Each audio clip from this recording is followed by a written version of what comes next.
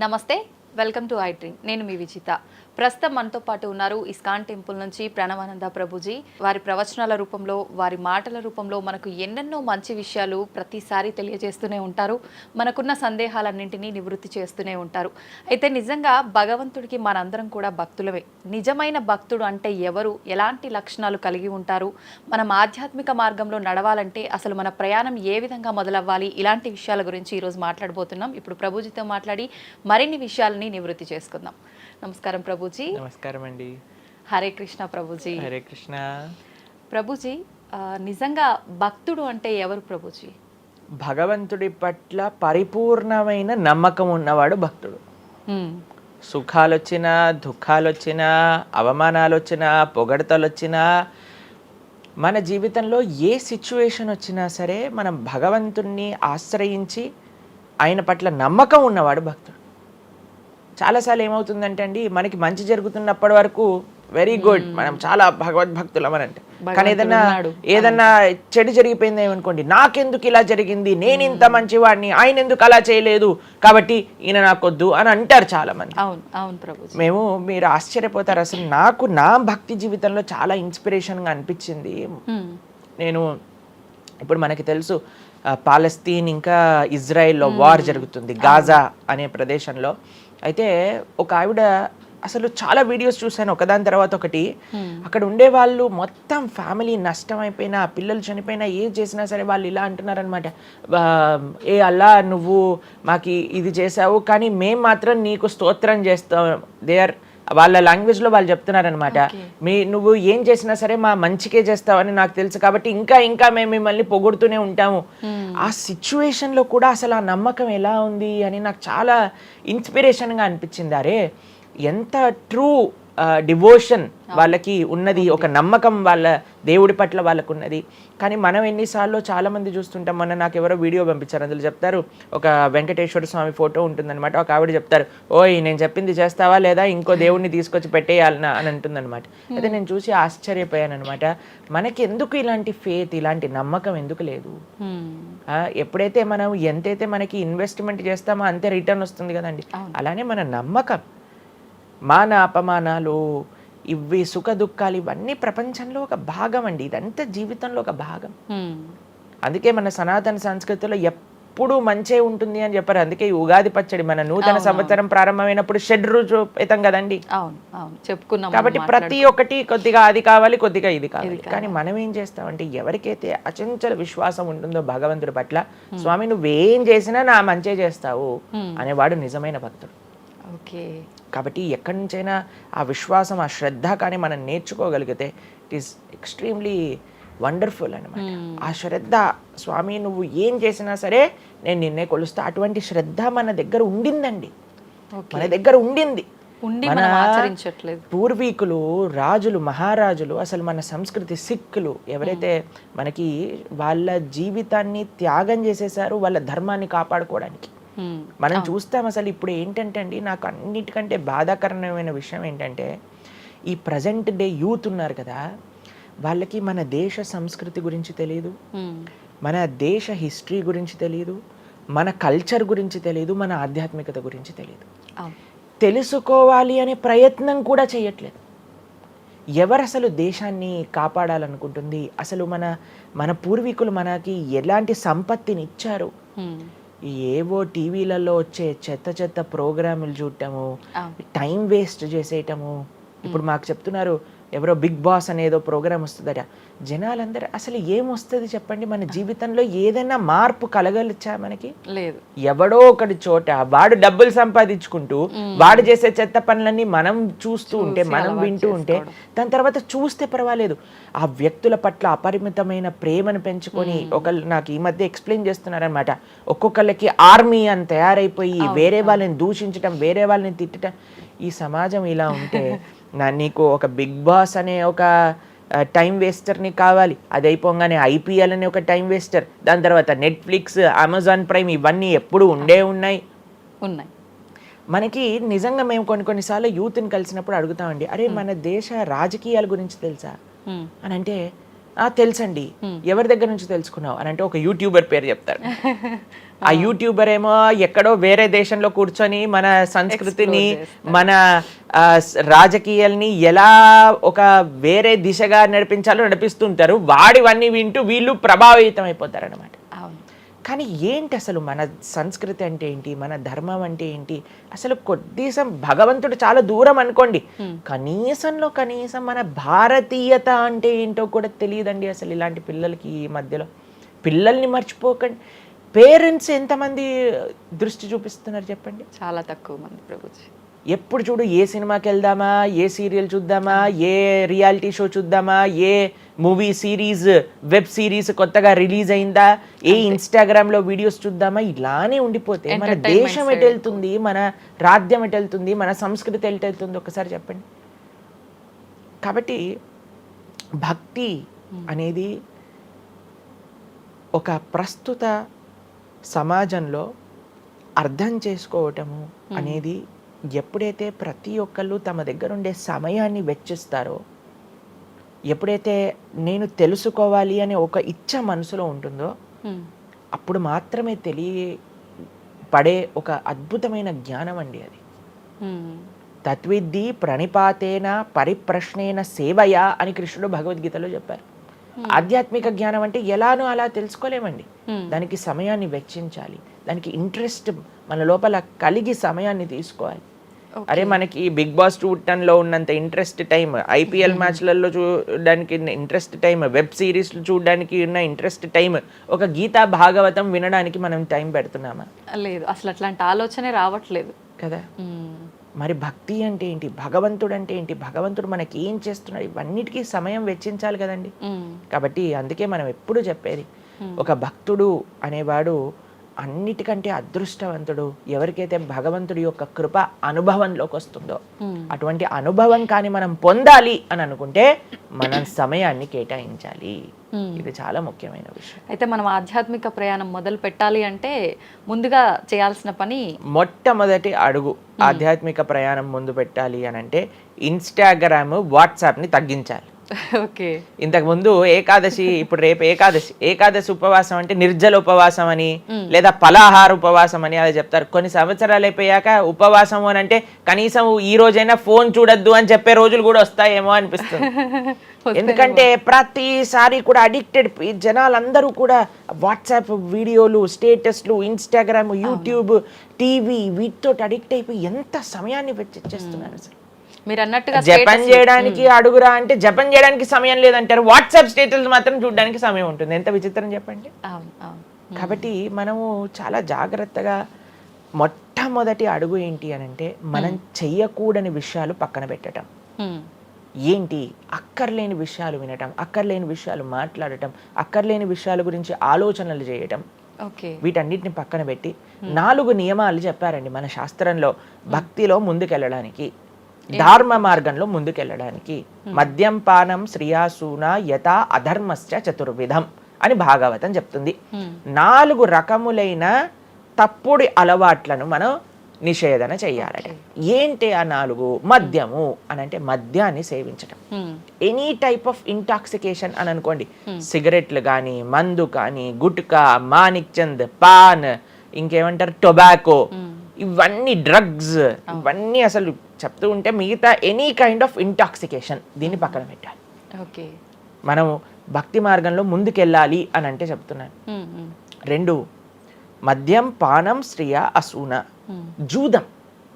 జూదము ఇంతకుముందు జూదం ఆడుతూ ఉండేవారు, మనకు తెలుసు పాచికలాట అని అనేవారు. మహాభారతంలో యుధిష్ఠిర మహారాజు గారు ఆడినప్పుడు ఏమైంది వాళ్ళ జీవితంలో మనందరికీ తెలుసు. ఎన్ని కష్టాలు పడాల్సి వచ్చింది, ఆస్తంతా వెళ్ళిపోవాల్సి వచ్చింది, అరణ్యానికి పాలవ్వాల్సి వచ్చింది. చాలా మంది అడుగుతారు ఎందుకు మహాభారతం యుధిష్ఠిరుడు ఆడాడు. ఆయన ఆడి చూపించారు, అయ్యా ఆడితే ఈ పని అవుతుంది.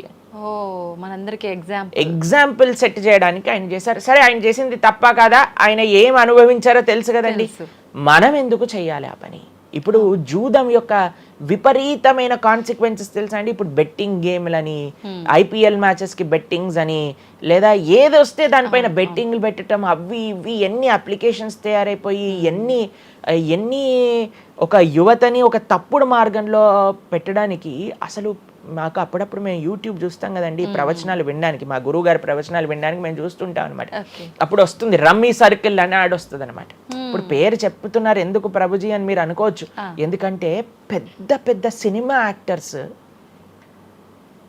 వాళ్ళు ప్రమోట్ చేసేది రమ్మీ సర్కిల్ అని, మాణిక్ చంద్ కంపెనీస్ని, గుట్కాలని, తర్వాత ఏవైతే అన్హెల్దీ ప్రోడక్ట్స్ కోక్ ఇలాంటివి ఏవైతే సాఫ్ట్ డ్రింక్స్ కూల్ డ్రింక్స్ ఉంటాయో వాటిని మీరు ఒక్కసారి ఆలోచన చేయండి. వాళ్ళు నిజమైన శ్రేయోభిలాషలా మనకి ఒక్కసారి ఆలోచన చేస్తే మనకు అర్థమవుతుందని.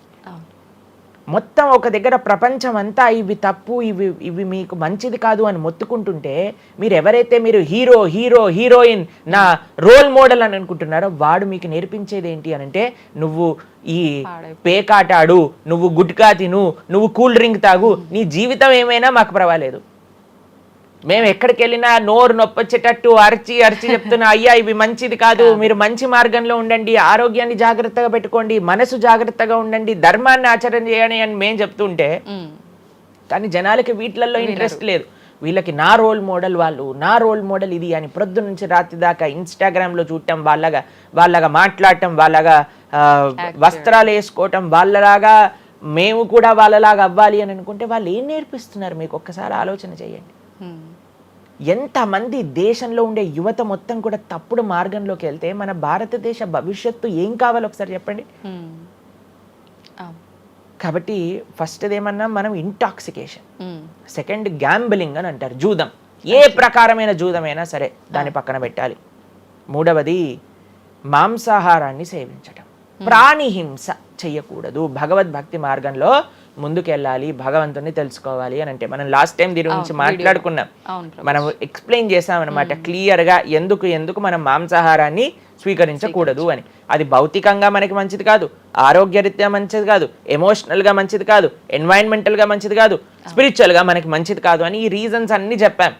అయితే నిన్నటి రోజున మాకు ఆ వీడియో పంపించారనమాట. సరే ఏమున్నాయి అబ్బా కమెంట్స్లో అని చదువుతుంటే చాలా మంది అన్నారు, రోజు ఈ వీడియో చూడటం వల్ల మేము మాంసాహారం తినటం మానేసాము, మాకు క్లారిటీ వచ్చిందని చాలా కమెంట్స్ ఉన్నాయి. కొంతమంది ఏం రాశారు తెలుసా అండి, మరి ప్లాంట్స్కి, మరి ఆకుకూరలకి, తర్వాత మనం పండించే మొక్కలకు కూడా ప్రాణం ఉంది కదా అని. మీకు ఒక విషయం చెప్తాను, చాలా మంది ఈ ఆర్గ్యుమెంట్స్ చెప్తారండి, నాన్ వెజిటేరియన్ మానేసేయండి అని అంటే, మరి మీరు జీవహింస చేయట్లేదా, మీరు కూడా మొక్కల్ని కట్ చేస్తున్నారు కదా అని అడుగుతారు. ఇప్పుడు దానికి 2-3 విషయాలు మీకు ప్రస్తావన చేస్తాను. ఒకటి, మీరు పాలకూరని, గోంగూరని, తోటకూరని కొయ్యడానికి వెళ్ళినప్పుడు అది గట్టిగా అరుస్తూ చంపేయకు నన్ను, ఏదో ఒక రక్తం కారటం, అది ఇలా గార్లో ఎగరటం, ఇలాంటివి చేస్తుందా అండి? లేదు. ఎప్పుడైనా మీరు ఆపిల్ పండుని కొయ్యడానికి వెళ్ళినప్పుడు ఆపిల్ పండుని ఇలా అనగానే దాంట్లో నుంచి రక్తం చెట్టులో నుంచి దారాలుగా కారుతుంటుందా అండి? అదేమైనా గట్టిగా అరుస్తుందా అని కొంతమంది అంటారు, అది అరుస్తుంది మనకి వినిపించదు. మనకి ఒకసారి అర్థం చేసుకోవాలి, ఒక ప్రాణికి ఒక వెల్ డెవలప్డ్ కాన్షియస్నెస్ ఉన్న వ్యక్తికి, లేదా ఒక పర్సనాలిటీకి, లేదా ఒక ప్రాణికి, లేదా ఒక ప్లాంట్కి ఏంటి వ్యత్యాసము అనేది మనం తెలుసుకోవాలి. దాంతోపాటు ఇంకొక విషయం చెప్తాను, మరి ప్లాంట్స్ని తినచ్చు, యానిమల్స్ని తినకూడదు అని ఏంటి ప్రమాణము అని అంటే, భగవంతుడు మనకి ఈ విషయాన్ని ప్రస్తావన చేశారు, స్వామి మనకి ఈ విషయాన్ని ఉపదేశం చేశారు. అయ్యా, నువ్వు కేవలం శాకాహారాన్ని మాత్రమే తినవచ్చును, సాత్విక ఆహారాన్ని మాత్రమే తినవచ్చును. ఎక్కడ చెప్పాడు భగవంతుడు? పత్రం పుష్పం ఫలం తోయం యోమే భక్త ప్రయశ్చతి. పత్రం పుష్పం ఫలం తోయం, నువ్వు ఫలములను, తర్వాత ఆకులను, నీటిని, పాలను, వీటితో సంబంధించినవి ఏవైనా సరే తయారు చేయొచ్చు, భగవంతుడికి నివేదన చేయొచ్చు, స్వీకరించవచ్చు. కాబట్టి మన శాస్త్రములు దేన్నైతే యాక్సెప్ట్ చేశాయి, ఇప్పుడు చెప్పాయనుకోండి, సరే ఈ ప్లాంట్స్లలో కూడా ప్రాణం ఉందయ్యా, ప్లాంట్స్ కూడా తినకు అని అంటే ఏం చేస్తామండి? గాలిని పీల్చుకుంటామా? సన్లైట్తో బతుకుతామా మనం ఏమన్నా ప్లాంట్స్ బతికినట్టుగా? ఏదో ఒకటి కావాలి కదా ఆహారం. కాబట్టి అన్నిటికంటే లీస్ట్ హింస, అహింస అంటే అన్నిటికంటే లీస్ట్ హింస ఎక్కడ ఉంటుందో అది. కాబట్టి మనకి శాస్త్రం ఆమోదన చేసింది, నువ్వు ఈ ఏవైతే హర్బివోరస్ అని అంటారు చూడండి, ఏవైతే పశుపక్షాదులు కాకుండా ఏవైతే మొక్కలు ఉంటాయో, ఏవైతే ధాన్యం ఉంటుందో, ఏదైతే ఫలములు ఉంటుందో దాన్ని స్వీకరించు అని. తర్వాత రెండో ఆర్గ్యుమెంట్ ఏం చేస్తారు తెలుసా అండి, నాన్ వెజిటేరియన్ అనగానే మనం కానీ తినకపోతే వాటి పాపులేషన్ మొత్తం పెరిగిపోయి పెరిగిపోయి పెరిగిపోయి పెరిగిపోయి మనల్ని చంపేస్తుంది. అయ్యా నువ్వొక్కడు మారటం చేత ఏమీ అవ్వదు. అవును, మొత్తం మారిపోదు. ప్రపంచం ఎలా వెళ్తుందో కొంతమంది మూర్ఖులు ఉంటారు, ఎంత చెప్పినా మారని వాళ్ళు వాళ్ళ పని చేసుకొని ఇవ్వండి. అంతే. భగవంతుడు బ్యాలెన్స్ ని తయారు చేశారండి. ఆ భగవంతుడు ఆ బ్యాలెన్స్ ని క్రియేట్ చేస్తారు. నువ్వు ఆ ధర్మాన్ని ఆచరించకుండా ఉండు. కాబట్టి 3 చూసాం. ఏంటి? మద్యం, పానం, శ్రియ, సూన. ఒకటి intoxication, gambling, meet eating. Last Prabhuji ఒక చిన్న డౌట్. ఇప్పుడు మాంసాహారం తినొద్దు, మన శాస్త్రంలో ఎక్కడ తినమని చెప్పలేదు అని అన్నారు కదా, మరి గ్రామ దేవతలకి కోళ్ళు, మేకలు ఇలాంటివన్నీ బలిస్తుంటారు కదా, మరి అది ఎక్కడ ఉంది అసలు? మీరు అమ్మవారిని జగన్మాత అని పిలుస్తారు తెలుసా? మీరు ఎప్పుడైనా అంటారా? అమ్మ అంటారు, అంతేనా? ఒక తల్లితనంలో మీరు కూడా మదర్ కదండి. మీ పిల్లలకి ఏదైనా ఒక చిన్న బాధ కలిగితే మీరు ఓర్చుకోగలుగుతారా చెప్పండి? లేదు. అసలు అలాంటి ప్రస్తావనే తేయకూడదు ప్రభుజీ అని అంటారు. అవును, అంతేనా కదా? మరి జగన్మాత అని మనం అంటున్నప్పుడు ఆ జగత్తుకి తల్లి, జగత్తు మొత్తం అని అంటే ఆ పక్షి, ఆ ప్రాణి కూడా అదే జగత్తులో పుట్టిందే కదా. అంటే ఆ ప్రాణికి కూడా ఆవిడే కదా తల్లి. ఆ తల్లి ముందు మనం ఇలాంటి పనులు చేస్తే అమ్మకి నచ్చుతుందా, నచ్చదా చెప్పండి? నచ్చదు. కాబట్టి ఇవన్నీ ఎక్కడొచ్చాయి అని అంటే మధ్యలో ఎక్కడో ఒక చోట కొన్ని తప్పుడు ఆచరణలన్నీ కూడా మన లోపలికి దూసుకొచ్చేసాయి అన్నమాట. కానీ బలి అనేది ఎప్పుడు ఇవ్వకూడదు. సాత్వికమైన ఆరాధన అన్నిటికంటే శ్రేష్టమైన ఆరాధన. ఈ బలులు ఇవ్వటం వీటన్నిటిని తామసిక ఆరాధన అని అంటారు. కాబట్టి మనము ఎంతైతే మీరు బలి అంటే ఏంటో తెలుసా అండి? ఏదో ఒకటి సమర్పణ చేయటము. సమర్పణ చేయటాన్ని, దాంట్లో ప్రాణిని సమర్పణ చేయటం కంటే మనకుండే అహంకారాన్ని సమర్పణ చేస్తే అమ్మవారు ఇంకా ఆనందిస్తారు. మన దగ్గర ఉండే దంభాన్ని సమర్పణ చేసేస్తే, బలిచ్చేస్తే ఇంకా ఆనందంగా ఉంటారు. దంభము అని అంటే గర్వం. ఓకే. అహంకారము, దంభము, ఈ రెండిట్లో వ్యత్యాసం ఏంటో తెలుసా అండి? గర్వము అని అంటే మనం చేసిన దానికి మనం గర్వపడ్డాం అనమాట. నేనే చేశాను, నా అంతటి వాడు లేడు. దంభము అంటే చెయ్యని దానికి కూడా గర్వపడడం. ఓకే. కాబట్టి మనకుండే అభిమానాన్ని, మనకుండే ఆ లోభాన్ని, వీటన్నిటిని అమ్మవారికి సమర్పణ చేయండి, ఇంకా మంచి, ఇంకా ఆనందిస్తారు. అందుకే మనం తల నీలాలు ఇస్తాం. చాలా మందికి తెలియదు అసలు దేవుడు ఏం చేసుకుంటాడండి మన జుట్టుని, డాండ్రఫ్ తోటి ఉన్న జుట్టుని.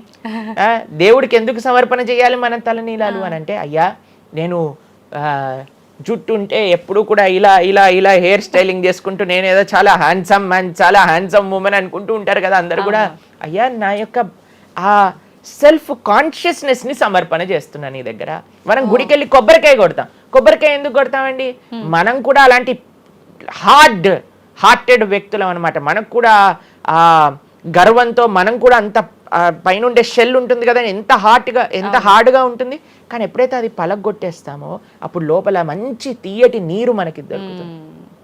కొబ్బరి ఎంత స్వీట్గా ఉంటుంది, అది మనకు కలుగుతుంది.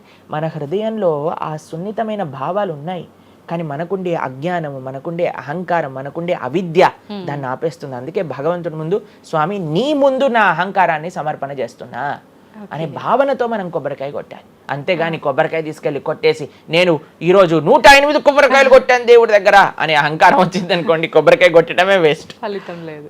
కాబట్టి మనందరం అర్థం చేసుకోవాలి అసలు ఏంటి భావన. బలి అని అంటే ప్రాణి బలి కాదయ్యా, నీ దగ్గర ఉండే చెడు గుణాలను బలి. కాబట్టి ఈ 3 విషయాలు అయిపోయి 4వ విషయం ఏదైతే మనం చేయకూడదో, ఇలిసిట్ సెక్స్ అని అంటారు, వ్యభిచారము అని అంటే పురుషులు స్త్రీలు, స్త్రీలు పురుషులు. నిన్నే ఒకళ్ళు చెప్తున్నారు, ఒక టీవీలో ఒక న్యూస్ వచ్చిందట, one of the most famous యాక్టరో లేదా ఇంకెవరో వాళ్ళ హస్బెండ్ని వేరే స్త్రీలతో పాటు పట్టుకున్నారు అని మాకు ఒక న్యూస్ నిన్న ఒకళ్ళు చెప్తున్నారు అనమాట. అంటే వాళ్ళు ఏం చెప్పారంటే నాకు, ప్రభుజీ సమాజంలో ఇలాంటివి ఎన్నో కేసులు వస్తున్నాయి ప్రభుజీ, ఈ మధ్యలో న్యూస్లో ఇలాంటివి అయితే తరచుగా మనం చూస్తూ ఉన్నాము. కాబట్టి ఈ సమాజం ఎటువైపు వెళ్తుందో తెలియట్లేదు ప్రభుజీ అని అంటే మేము వాళ్ళకి చెప్పాం, సమాజాన్ని ఎందుకు ఇటువైపు నడుస్తుంది అని అంటే మనం చూపించే విషయాలు అలా ఉన్నాయి, చూపించే సినిమాలు అలా ఉన్నాయి, చూపించే సీరియల్ అలా ఉన్నాయి, చూపించే ఆదర్శమైన వ్యక్తులు అలా ఉన్నారు. మనం ఎవరైతే హీరోలు అనుకుంటున్నామో వాళ్ళు ప్రొద్దున లేస్తే విడాకులు తీసుకొని ఇంకొకరిని పెళ్లి చేసుకొని, విడాకులు తీసుకొని ఇంకొకరిని పెళ్లి చేసుకొని, ఇలాంటివి చూస్తుంటే మనం కూడా అది నార్మలైజ్ అయిపోయింది మన భారతీయ సంస్కృతిలో. కానీ ఎక్కడైతే ధర్మం ఉంటుందో, రాముడు ఆదర్శంగా ఉన్న వ్యక్తి ఎప్పుడూ అలాంటి తప్పు చేయలేదండి. ఎందుకంటే రాముడు ఏకపత్ని వ్రతుడు. ఎంత కమిట్మెంట్ ఉండాలి భార్య పట్ల, భర్తకు కూడా అలానే అండి. ఇప్పుడు ఒకళ్ళు తప్పు అంటే, ఇప్పుడు చాలా మంది అనుకుంటారు ఇది ఎత్తి పురుషులకే వర్తించింది అని. పురుషులకు ఎంతైతే వర్తిస్తుందో అంతే స్త్రీలకు కూడా వర్తిస్తుంది, స్త్రీలకు ఎంతైతే వర్తిస్తుందో అంతే పురుషులకు కూడా వర్తిస్తుంది. కాబట్టి ఈ 4 చాలా జాగ్రత్తగా ఉండాలి. పరస్త్రీ సంఘము, పరపురుష సంఘం, వీటి నుంచి చాలా జాగ్రత్తగా ఉండాలి. ఈ 4 కానీ మనం ఆచరించగలిగితే మన జీవితంలో, చెయ్యకూడనివి 4, చెయ్యాల్సినవి 4. ఇప్పుడు మనం చెయ్యకూడనివి 4 గురించి విన్నాం కదా. చెయ్యాల్సిన 4 ఏంటో ఒక నిమిషంలో చెప్పేస్తా. మంచి భక్తుల యొక్క సాంగత్యం, మంచి పుస్తకాలు చదవటం, భగవన్నామాన్ని జపం చేయటం, మంచి ఆహారాన్ని స్వీకరించటం. ఈ 4 చేస్తే మనం డైరెక్ట్గా భగవంతుడి యొక్క శ్రీచరణాల దగ్గర ఉంటాం అనమాట. ఓకే, ఇవన్నీ జరగాలి అని అంటే మనం ఆధ్యాత్మికం వైపు మన మనసును మళ్ళించాలి. మనకి ఆధ్యాత్మికము అవసరము అని మనం తెలుసుకోవాలి. ఎప్పుడైతే తెలుసుకుంటామో మనం సమయాన్ని ఇవ్వగలుగుతాం. ఓకే ప్రభుజీ, జపం అని అంటుంటారు. నిజంగా జపం అంటే ఏంటి ప్రభుజీ? ఏ విధంగా జపం చేయాల్సి ఉంటుంది? జపము మనకి కలియుగంలో తరించడానికి మార్గం. కృతేయ ధ్యాయతో విష్ణుం త్రేతాయాం యజతోమకై ద్వాపరే పరిచర్యాయాం కలో తత్ హరికీర్తనం అని చెప్పారు. భగవంతుడి యొక్క నామ జపం అత్యంత శ్రేష్టమైనది. కృష్ణుడు భగవద్గీతలో ఏం చెప్తారో తెలుసా అండి? అన్నిటికంటే గొప్ప యజ్ఞం, యజ్ఞములలో నేను ఒక యజ్ఞాన్ని అని చెప్తారు. ఏ యజ్ఞం తెలుసా? యజ్ఞానాం జప యజ్ఞోస్మి అని భగవంతుడు చెప్తారు. అన్నిటికంటే గొప్ప యజ్ఞం జపం చేయడం అనమాట. ప్రతిరోజు జపం చేయాలి. మేము ప్రతిరోజు 2 గంటల పాటు జపం చేస్తాం ప్రొద్దున పూట. ఏంటి జపం చేయాలి? భగవన్నామాన్ని జపం చేయాలి. భగవన్నామము అత్యంత సులభంగా మనల్ని భగవంతుడి యొక్క కృపని తెచ్చిపెడుతుంది, భగవంతుడి యొక్క రియలైజేషన్ మనకిస్తుంది అనమాట. అందుకే హరిర్నామ హరిర్నామ హరిర్నామేవ కేవలం కలోర్ నాస్తేవ నాస్తేవ నాస్తేవ గతిరన్యదా అని చెప్పారు. అన్నిటికంటే శ్రేష్టమైనది ఎటువంటి రూల్స్ అండ్ రెగ్యులేషన్స్. ఇప్పుడు కొంతమంది అనుకుంటారు జపం అంటే చాలా రూల్స్ ఉండాలి, అది చేయాలి ఇది చేయాలని. ఏం లేదు, చక్కగా శుచిగా ఉండండి, శుభ్రంగా ఉండండి, భగవంతుడి ముందు దీపం పెట్టండి, కూర్చోండి, ఒక జపమాల పట్టుకోండి. హరే కృష్ణ కృష్ణ కృష్ణ హరే హరే, హరే రామ రామ రామ హరే హరే. సింపుల్ మంత్రం, ఎవరైనా చేయొచ్చు, ఎటువంటి కాంప్లికేషన్స్ లేదు. ఏ స్థితిలో ఏ అవస్థలో ఉన్న వాళ్ళైనా సరే చక్కగా జపం చేయొచ్చు. ఎటువంటి నియమాలు లేదు. ఎప్పుడైనా సరే చక్కగా భగవన్ నామానికి నియమం లేదు, మంత్రాలకి నియమాలు ఉన్నాయి, కానీ ఇది భగవన్ నామం. ఇటువంటి నామాన్ని కానీ మనం హరినామం అని అంటారు దీన్ని. ఈ హరినామాన్ని కానీ చక్కగా జపం చేయగలిగితే మనకి బ్రహ్మాండమైన ఫలితాలు, ఆ భగవంతుడి యొక్క కృప మనం ఎక్స్పీరియన్స్ చేయగలుగుతాం మన జీవితంలో. ఇప్పుడు మీరు చూడండి, నోట్లు ఎప్పుడైనా మనం లెక్క పెట్టామనుకోండి, ఎలా లెక్క పెడతారు తెలుసా? ఇలా 1 2 3 4 5 6 7 8 9 10 అని లెక్క పెడతారు, అంతేనా? ఏదైతే నోట్లు లెక్క పెట్టేటప్పుడు ఎప్పుడు మనం బయటికి లెక్క పెడతాం, ఎందుకంటే ఇది ఎప్పుడు బయటికి వెళ్ళేదే. కానీ జపం చేసినప్పుడు ఎలా లెక్క పెడతారో తెలుసా అండి? మీరు జపం చేస్తుంటే హరే కృష్ణ కృష్ణ కృష్ణ హరే హరే, హరే రామ రామ రామ హరే హరే అని లోపలికి అంటాం మాలని. నోటిని బయటికి అంటాం, జపాన్ని లోపలికి అంటాం లెక్క పెట్టేటప్పుడు. ఎందుకంటే ఇది ఎప్పుడు మనతో పాటు వచ్చేది ధనం, ఇది వెళ్ళిపోయే ధనం. కాబట్టి శాశ్వతంగా మన లోపలతో వచ్చే ధనం, జన్మాంతరాలకు కూడా మనల్ని ఉద్ధరింపజేసే ధనం ఏదన్నా ఉంటే అది భగవన్నామ జపం.